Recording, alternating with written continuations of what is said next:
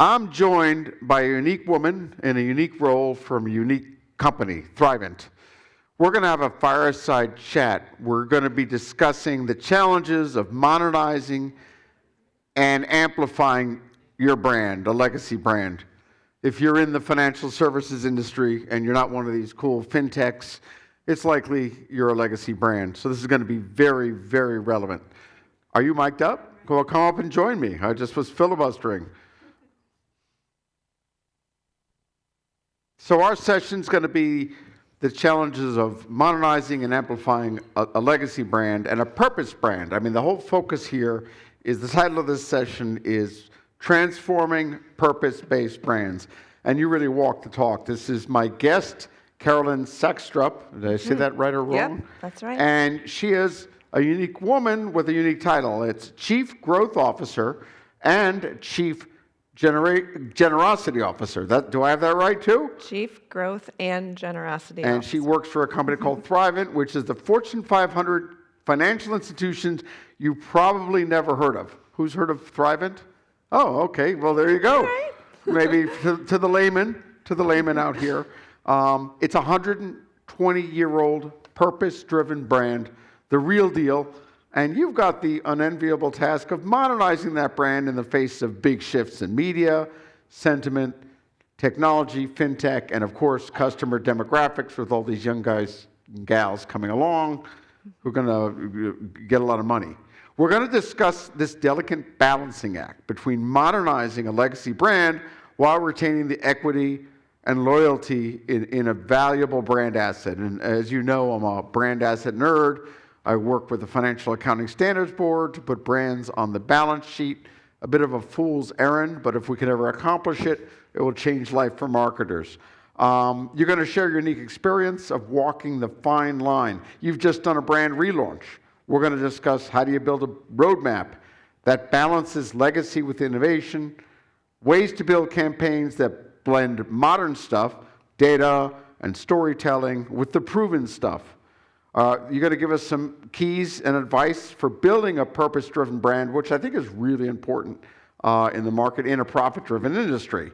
That's a challenge. And you favor something I like a lot, the moments that matter in the customer life cycle or journey, both good and bad. Good moments and bad moments, to define your purpose, reinforce relationships, and build brand equity. Well, so let's get right to it, and without further delay, I'm going to start asking you the obvious questions. What is a Chief Generosity Officer? What does a purpose-driven brand mean in financial services, with the Gordon Gekko legacy? And how does Thrivent actually walk the talk when it comes to being purpose-driven? So I hope that's a good lead-up, but I'm super excited to hear. Great questions. Thank you. Great to be here. So I will start by first saying, what is Thrivent? And some of you know. Some of you who think you know might not know. That's something that we know. That not everybody actually accurately attributes who we are and what we do, because it's a little bit complex. So Thrivent is 120 years old. We did not always have this name. That's relatively new. But we are a legacy organization, member-owned, have been member-owned for 120 years when members came together to help protect one another through insurance. And we have evolved over time to be full-service financial advisors. We help people at the intersection of finances and generosity, which is unique. There are not many who can do that. But we help people to save, invest, grow, enable financial well-being through investments, insurance, banking, and generosity offerings. And that is the part that makes us unique. We serve 2 million clients. We have $200 billion in assets under management, about 2,500 financial advisors that work across the country. And we have the stated purpose to empower lives of service and faith.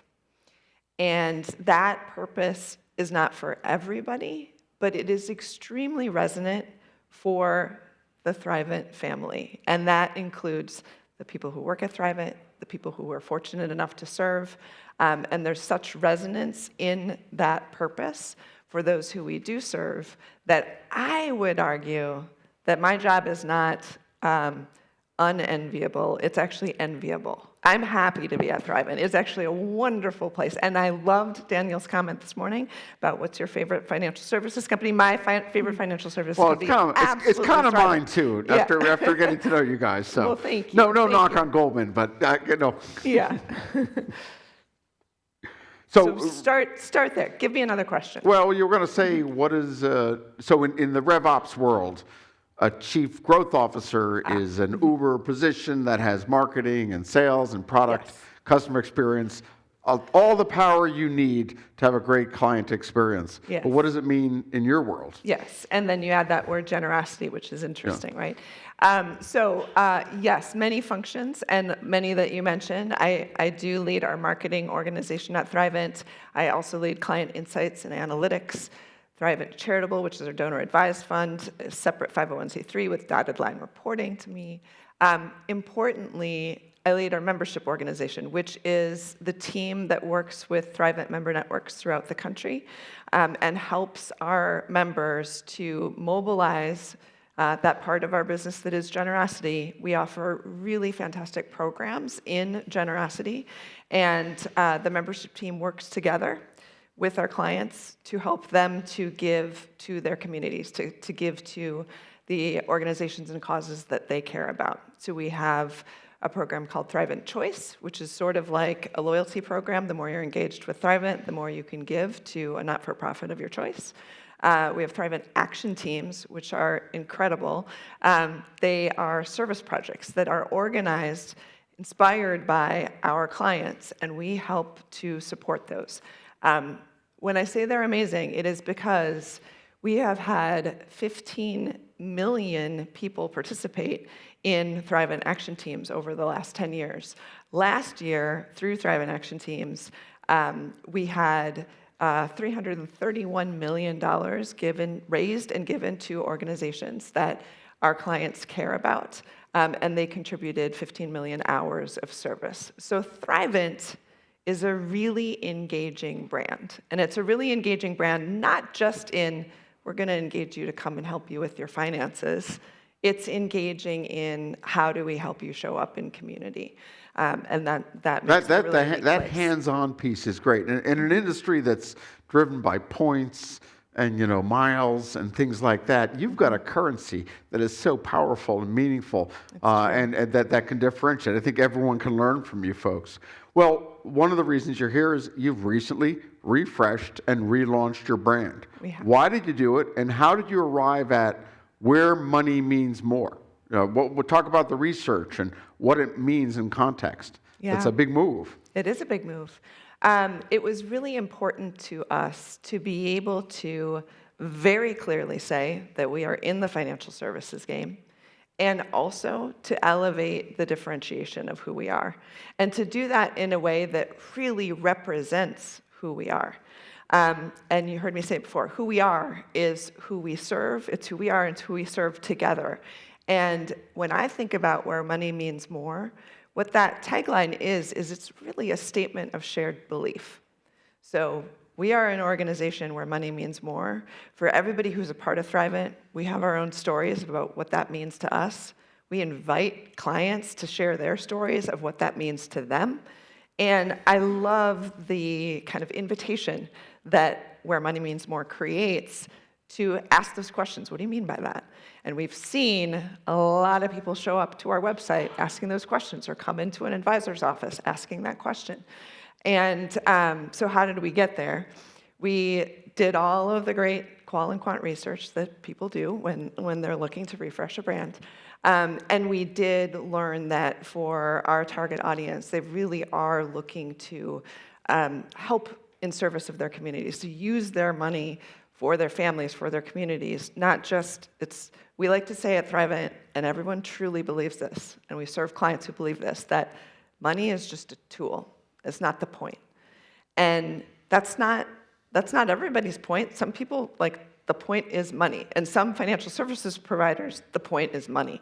But it's not ours. And so to be able to have a tagline that clearly, quickly, easily conveys, we are in this industry, but we are different, has been really, really effective for us. Oh, that's fantastic. So you mentioned you have some 2 million customers, prospects, you call them members. How does this approach inform how you engage those 2 million people? How is this approach different from what maybe a typical financial services firm might do? Can you give us some examples of your campaigns? You're doing some really cool stuff. We are doing some cool stuff. So bringing to life the idea of where money means more, we have worked with fantastic creative and media partners who have come up with really unique ways to do this. So I love our current campaign, which focuses on the clients who we serve and what is important to them. And the creative idea that we utilize to demonstrate that is this idea that when you are planning your finances, it's not about what you are saving for, it is about who. And so we celebrate the who in everyone's financial plan. So you think of like opening on a woman who's running, and you realize she's not just running herself, she's got her whole financial plan running behind her. And that's represented by the different people in her life, kids, grandmas, family members, someone in a church choir robe. And the idea is that people are saving for the people, the causes that are important to them. And so we play with that idea and have the whole entourage follow the client into the financial advisor's office. And it's like awkward and weird and fun, but that's the idea behind the campaign. We had a lot of fun with that idea by truly bringing it to life. We have a client, Jim, who is an avid runner. And when I say avid runner, he's completed 70 marathons. So a real Thrivent client who's completed 70 marathons, who we found was registered for the Twin Cities Marathon. And we approached him and asked him if he would be willing to be in the longest ad ever. And so we turned the Twin Cities Marathon into a Thrivent ad, and we had his whole entourage, or actors, who were also runners and avid runners, who could keep up with him, as his entourage that ran the entire marathon together. And that was a really fun execution that has gotten a lot of really fun uptake in press. Well, one of the benefits of this approach is you, for a 120-year-old brand in an admittedly stodgy industry, you're getting some traction with these younger prospects, millennials and Gen Zs, who are poised to receive a lot of money in an unprecedented wealth transfer in coming years. Last year, and in most of the conferences, every firm in this industry I know is like, how do I talk to these people? How do I engage? You are one of the rare firms who've actually had some success. Can you talk about how this is working for you there with that demographic? Yeah, great question. And really, the challenge for us is how do we do it with both demographics, right? Because we've been around for 120 years. How do we serve the people who have made us who we are, who have such deep values and such resonance with Thrivent? We don't want to leave them behind. And in fact, for us, the key to how we're actually attracting the next generation of younger, more diverse clients is by looking at what are things that are shared across these groups from a values perspective, from a beliefs perspective. And so leaning into the thing that made us amazing 120 years ago and saying, what's the new expression of that? What's the new reflection of that? How can we pull forward that goodness that has been there forever and articulate it in a new way? And so to be able to say, where money means more, that resonates and can resonate for clients who are elderly, for advisors who've been working with us for 40 years. And in fact, my favorite moment when we announced this new tagline and showed some of the content from our new campaign to all of our advisors who were gathered together in Minneapolis last winter, they got a preview.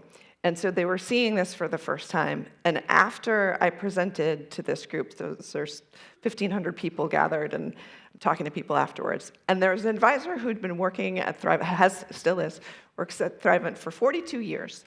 And he came up to me and he said, Carolyn, I am so excited about this new brand's tagline and this new campaign. This feels like coming home. And I was like, wow, what an amazing compliment. And then just a couple minutes later, I heard from a young advisor from Texas, Latino advisor, is about 28 years old, and he said, Carolyn, I'm so glad that you refreshed the brand, because now I can share this with all of my friends, and I'm really excited to show them this new, and I was like, yes, we hit the, threaded that needle between these two really different audiences. And this is important. Our advisors and what they think of what we were doing is like, that's the first signal to listen to, right? Because if they don't believe it, if they don't buy And into they've it, got to be all over the map too. yes, yes. And so to be able to resonate with a wide group of advisors, we know that they will be proud to share that in their communities. And to have the local expression of what where money means more, and for them to be able to be excited about that is really important. But one of the areas you're really landing with this younger generation is some of the immersive activations you're doing. I thought that was pretty cool. Yeah. Like the T-shirts and where they getting their hands dirty and they're actually being part of the answer. Yeah, yeah. And the thing that's exciting about that is, again, that is all based on what inspires them. So that expression of thriving in the community. So, and the T-shirts, you probably have seen them because, 15 million of them out there. Live generously is the tagline that we use for our Thrive in Action teams. The projects that people can do range as widely as their interest range. So You're actually putting them to work almost. yeah, well, and then they invite their friends and family, and it's actually a fantastic way for people to get to know Thrivent. We get a lot of leads for new clients coming through those Thrivent Action teams. Yeah, and that generation is very lonely, and I hear relationships come out of these, and that is fantastic. Yeah. So you talked about it, and I think you foreshadowed. There is risk between, what you're doing is slightly risky. Have you left anyone behind? Do you have guardrails to make sure you're not going too far in one direction or the other? Any mishaps along the way? Yeah. We haven't had mishaps with our brand relaunch. That has been, it has been really well received. I think we've maybe avoided some early on in the creative review when we were still working through how far are we taking this positioning? There were other concepts that we looked at that were like, that might be a little bit of a stretch too far, right? And so we landed in a place that felt like it could be resonant on broad ends of the spectrum. I think one of the things that's really important about the flexibility of the platform is that because we have advisors, so 2,500 across the country, they are in their communities basically as their own small business owners, doing a lot of marketing themselves with the communities who they know. They want to be able to bring to life who they are through their marketing, and we've enabled some flexibility with that for them to have their local expressions. We like to say local expressions of service and faith, because that is our purpose, and we know that within that, there's really wide ranges of what resonates for people, and we want to give them that freedom. It's almost expansive. Yeah, it's a big palette out there. That's right. Yeah. One of the things that I think is really important is this notion of moments that matter. We talked earlier today about the moments that matter happen in different stages of the revenue cycle through different touch points.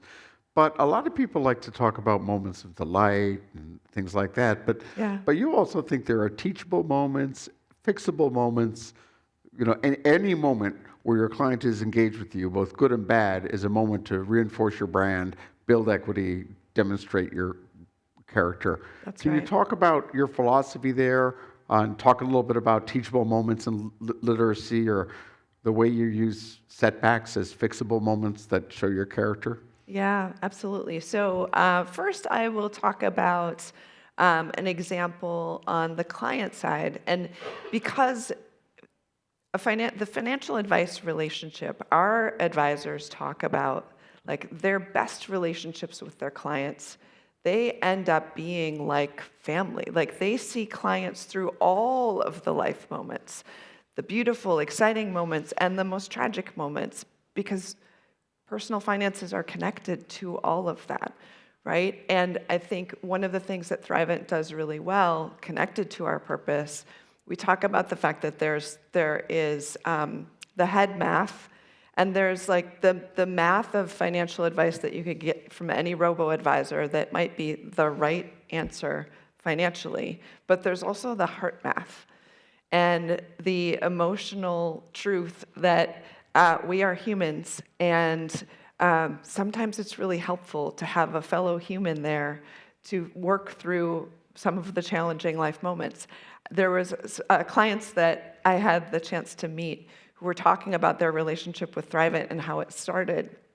And this was a couple who were so diligent. They were such diligent savers, and they were so values-driven, and they really, really wanted to provide parochial education for their kids throughout their kids' education. And it was important to them to be able to pay for school at the beginning of the school year.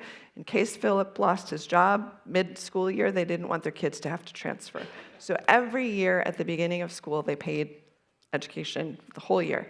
And they said this worked because we saved and we planned for it.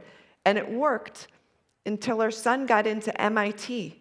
And we got that first bill. And we went to our financial advisor, who was at another firm. We went to our financial advisor and we said, we need to stop funding our retirement for a few years because we have to pay for his education at MIT. And our advisor looked at us and said, you don't want to do that.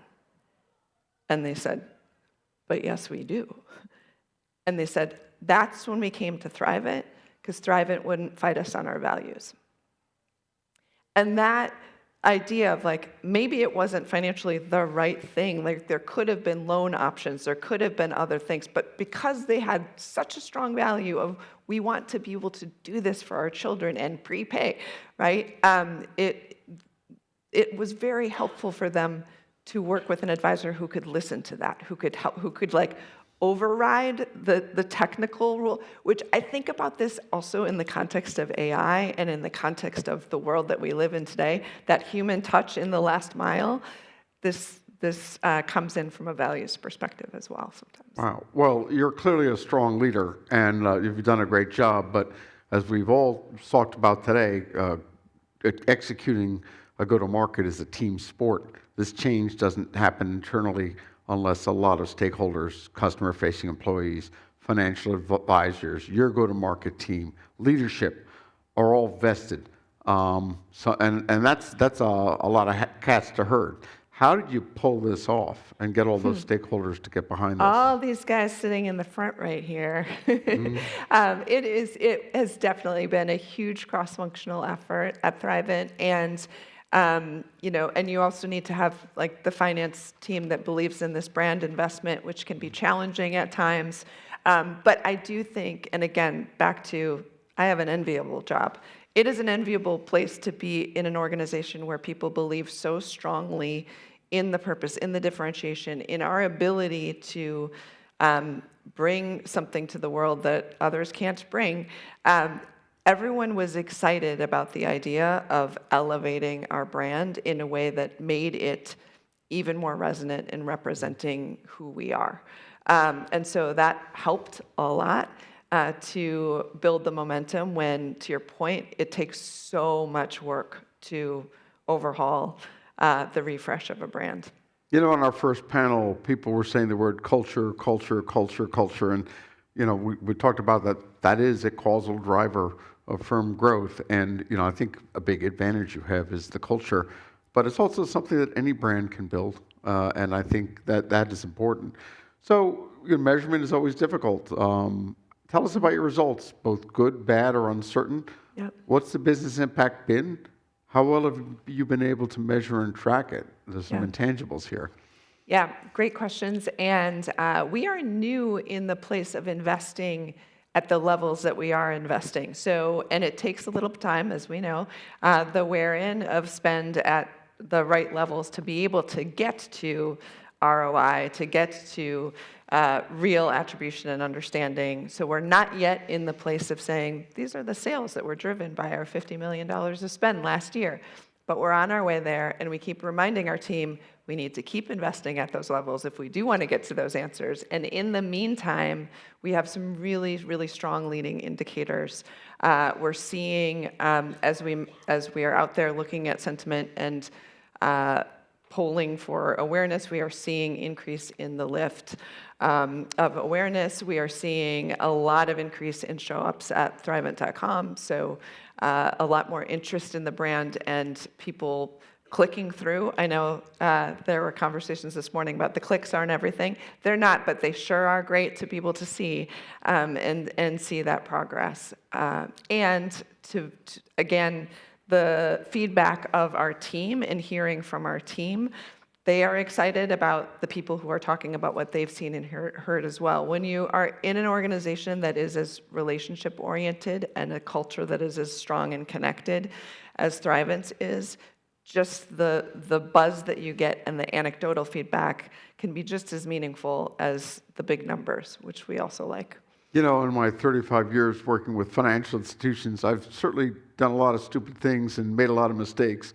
One of the few things, and my daughter will inventory them all for you if you want, but one of the few things that actually went pretty right was we once built a small business university with workshops like this where CPAs and bankers and educators work together to help small businesses manage cash flow. And, you know, hundreds, thousands of small businesses came, the bankers were involved, we got into the community. It was hard to measure success, except everybody in that room knew that the program was successful. And I remember the CMO coming in and saying, scale this thing. I don't need to know. I'm feeling it. I'm here. And so I'm getting that sense with you guys that if you're actually at some of these immersive events, no one's going to question whether what you're doing is right.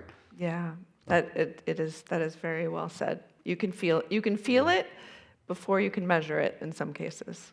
So we're running up on cocktail hour, and I'm sure you folks have a ton of questions for Carolyn, so I'll open it up for questions, and I think we have a mic runner here.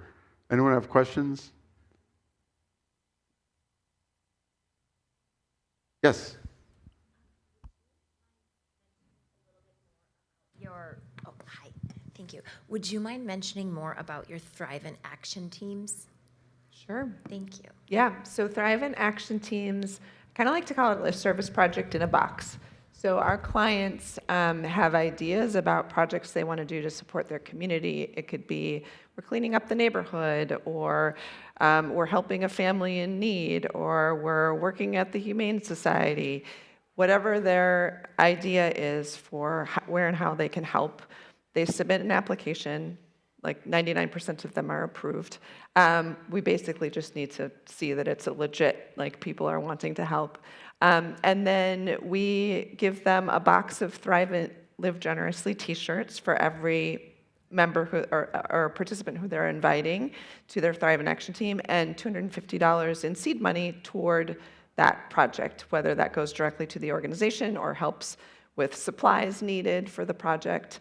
And just incredible engagement that we see from our clients. So high satisfaction rates, and they keep growing. It's one of our highest NPS metrics in the company, so it's great. Other questions? Can't see because it's a lot of blinding lights here. Well, I know it's late in the day, and this was an incredibly positive note to cap our first day here. And so I really want to thank Carolyn for sharing and preparing. And so thank you so much. Thank you.